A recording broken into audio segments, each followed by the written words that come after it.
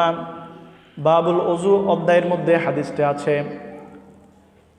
عن أبي هريرة رضي الله عنه قال سمعت النبي صلى الله عليه وسلم يقول إن أمتي يدعون يوم القيامة غرا محجلين من آثار الوضوء।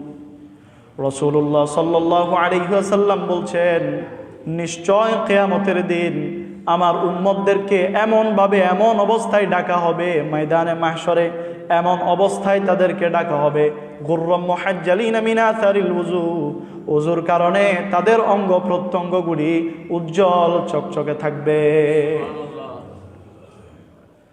রাসূল বলেন, ফামান ইসতাতাআ মিনকুম আন ইউতিলা গুররাতাহু।